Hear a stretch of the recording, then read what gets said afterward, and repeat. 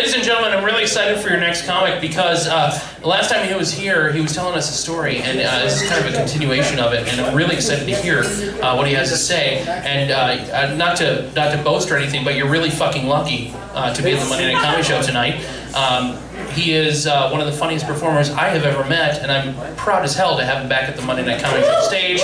Put your hands together for Will Spotted Bear, ladies and gentlemen. Let him hear it.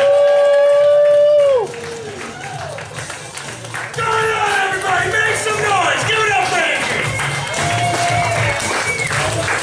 He thinks I'm a lot taller than I am. That's very sweet of him.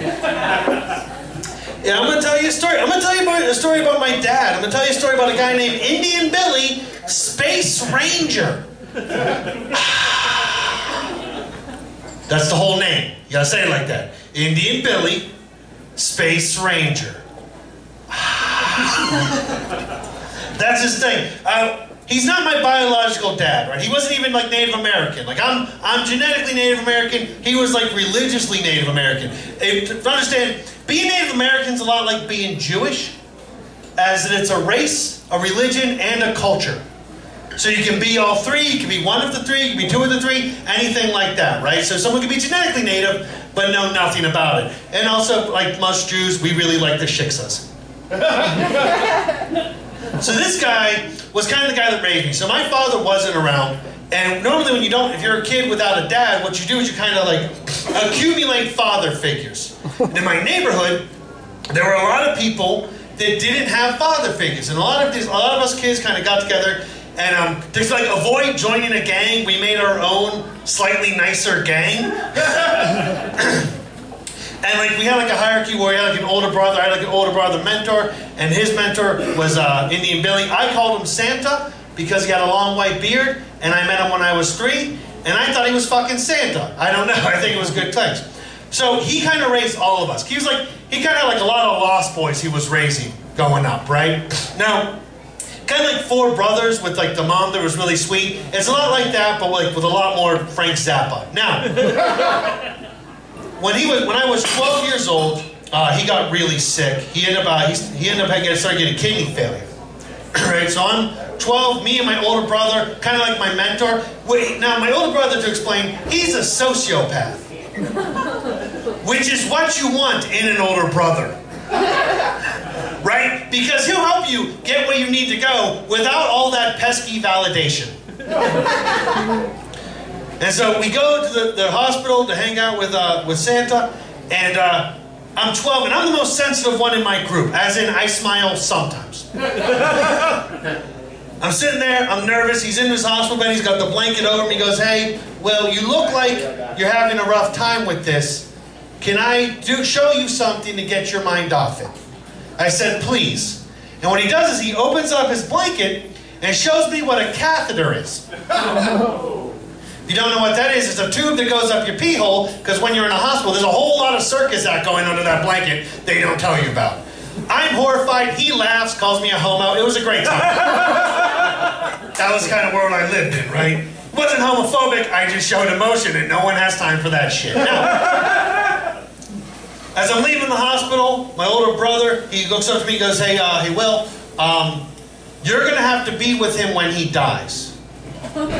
Right? He can't do it. He's not emotionally invested. He would be really weird in that situation. Since I'm the most sensitive, I got to physically be there when he goes, so he doesn't die alone, because that's not what we do.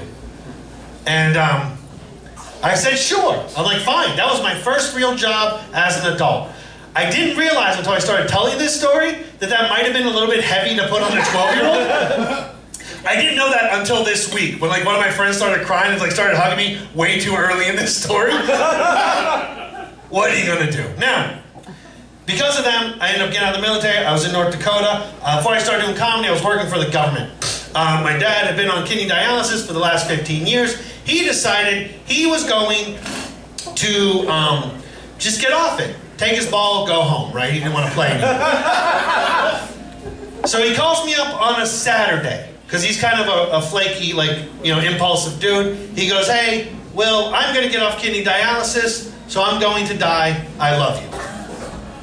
And we have a deep conversation. I mean deep, brother. Like, we We touch each other, like we cry. We're not the type to cry. I tell him all the things he meant to me. He tells me all the things I meant to him. We hang up. I love you. I'm going to find a way to get to Pittsburgh in a week's notice. It's going to cost me $3,000, but for you, I care because I love you, buddy. I'm going. So that Sunday, he calls me up and goes, you know what? I'm not going to do it this week. I'm relieved. I'm like, cool, man. Just when you decide to do it, give me 2 weeks' notice so I don't have to spend $3,000. Doesn't that sound good? No problem. So Monday evening, he calls me up and goes, well, I got off kidney dialysis. Apparently there was like a season finale he got, and after that he was kind of good. I don't even know. So I spent $3,000 to get to Pittsburgh that Friday. By the time I get there, he's in hospice care. If you don't know what hospice care is, it's the most depressing part of the hospital. It's the part where you go to die peacefully, right? Now, I get there Friday, I have to kick everyone out. It's the whole thing. Not in a bad way, just I'm the guy that takes charge. Everyone of us knew this was going on, right? All those Lost Boys got together, came back up, and joined up to set this right. We're going to do for him what he did for us. Make him leave gracefully. So, I get there, some of the Lost Boys became lawyers, some of us became criminals, some of them became me, and we all got together. And we got all the documents done, like his will and his power of attorney. By Friday night, I owned this motherfucker. It was great. I could have sold him for parts, but I like the guy, so we're gonna have this out. So I get to the hospital Friday night. The nurse comes up to me, and I got this. She goes, "Listen, sir," which was weird, but whatever. "Sir, we think your dad has a history with drugs." Like, goddamn right he does. He was great at them. He did all the drugs, right? Like, he hung out with the Manson family twice. Like, he's a great dude. She goes, he has a history with drugs. I know he's been clean like 27 years, but he's a history with drugs. And we think he's drug seeking. And I'm like, well, a couple things, sweetheart. One, you're a nurse on a Friday night, which means there's no doctors, which means you need to shut up and just do what you're told. Second, if he is tripping, like if he is tricking us, on Monday he's going to have to get dope sick anyway. Joke's on him, right? Chuckle, chuckle, niggle, niggle. Now, here's the third thing. And I asked her this. I said, listen, if you think he's drug seeking, and he was able to lie all the way to hospice care, he deserves the drugs. He's a winner, chicken dinner, that's what he gets. He deserves 2 teaspoons of Brown Magic You Win juice to get him through this. Turns out he wasn't lying. He started like dying. Joke's on you, bitch. Now, here's the thing. Now, since I moved from Pittsburgh, I got in touch with my culture. I got in touch with my native roots. I started learning about it. He had always been. He never pushed it on me or nothing like that. But when he died, a lot of his friends said he wanted to go out with like Native American last rites.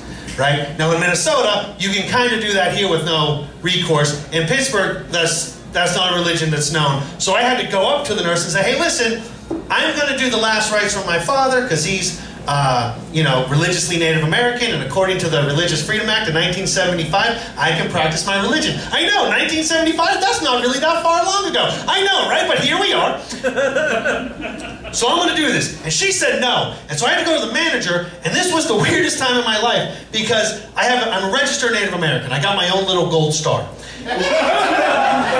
And I walk up to her, and I flash that to her like a badge. I'm like, hey, I'm Native American, and we are doing this ceremony. And it worked. I don't know why. It shouldn't have. There's no reason. Like, I don't get any special things. Thank you. One of the managers comes up to me, and she goes, hey, listen, now what our last rites is, we use some sage, we light a candle, we smudge them, which we used to smoke, we put it on the body in the room to get it ready for the spirits to come in and all that stuff. It's a lot like last rites, but our drums are cooler, you know what I'm talking about? So as I'm about to get this shit set up, the manager comes up to me and she goes, hey, can I watch? Because I love Native American culture. I was a big fan of Dances with Wolves, and I want to be my own little Kevin Costner this week can I say your very private ceremony? And I said, yeah, because otherwise she'd probably say no, right? Because she would have that right. Well, she wouldn't have that right, but I wouldn't get away with it in time, right? So I let her stay. And here's the problem I had, is if you take someone to a different culture thing, they always get a little bit mad when it's not more stereotypical. Like, I didn't put on any special suit. I didn't have any feathers. I didn't wear war paint. I was just going to be me, doing some sad stuff, probably crying while I did it. But now I had to, like, engine it up for her, because she would get really mad, right? Now, I don't know much of my own language. The only language I know is to say family, hello, and I'm a potato. That's all I know in my tongue. A potato wash day? Wabado. That's how you say I'm a potato. So, I had to do the ceremony with her in the corner, all my family crying, and me faking an Indian ceremony, which I'm sure is not good. Because listen, I grew up white a lot of my life. I'm still scared, like, you know, if you bury an Indian, I don't know if ghosts are coming with this shit. You don't want to mess it up, right? So I called my dad a potato a bunch of times. And the thing is I know right now there's some part in Pittsburgh where this girl sees something terrible. She goes, you know what? Wabado. Meet the spirits in me and the spirits in you. Like namaste. Wabado. So I did that, grateful. And I want to say that, like, he died like that minute, right? It didn't. He lasted for a couple more days. He went quietly, he went peacefully. He went with me holding his hand. He didn't die alone, which in our world is a tough thing to do, and the promise I made when I was 12 that it wouldn't happen. As soon as that happened, I called my older brother, and he goes, okay, pack up your shit, let's get out of here, because we learned not to stay next to a body. And he picks me up, we go. We did all the funeral stuff. He took care of everything else, as he said he would do. He got the funeral thing set up, we got him cremated, and the thing was, is my dad had been dying for like 20 years. And he told me, when I was like 15, he wanted his ashes to be scattered over his family, his mom and dad. I said, sure. I saved that for when I was 15, that's what I was gonna do. What I found out was my dad was such a talker that every one of his friends, he gave a completely different story of what he wanted with his ashes. And everybody came up to me like, hey, your dad wants to get scattered over Lake No One Gives a Fuck right now. Your Santa Billy wants to go up to the mountain and get thrown over the highway. Your dad wants you to put him in your hand, punch a guy in the stomach, smack him in the face with him so he breathes him in. Just tons of weird shit. I said, whatever. I trumped it. I called dibs. Going to find his folks. Find his parents. Me and my brother decide to have one last ride with my dad. We go there. We find out that it costs $400 to put an urn 3 feet into the ground. We're not doing that. So now, me, my dad, and my brother go off to do one last crime. So we sneak into the cemetery. It was 2 o'clock in the afternoon. We just drove in. It wasn't that, like, making it sound much colder than it was. We literally just drove in. Now, we go to the gravestone about 10 feet away. There's a funeral going on. So we have to be fleet of feet. So I quarterback my dad. And I pulled him down there. I power slide just because it was fun for me. I pull him out. I pop it open. And I sprinkle my dad over the grave. Now, here's the thing. If you've never sprinkled, if you've never dealt with a cremated body, it doesn't sprinkle. It's 5 pounds of dirt. And I expected it. Me and both my brothers, we expected to like blow out and fly into the wind and then make like a face monologue of his face and they say he's proud of me like Simba and fly off. Like it's gonna be a magical moment. I know that's stupid. I know that's a little racist, but fuck it, I did this so much. That's all I want. But no, I plop out a pile and a half of my dad. It looks like an empty vacuum cleaner. All the mystique is gone. And I know for a fact that the cleanup guy comes in, they're just gonna vacuum him up. So we don't know what to do. So we end up just looking at each other, looking down. R.I.P. Indian Billy, Space Ranger. Then we got the fuck out of there because you don't stand next to a body. Thank you, that's my time. Thank you for listening. My name is Will Spotted Bear. Ladies and gentlemen, Will Spotted Bear.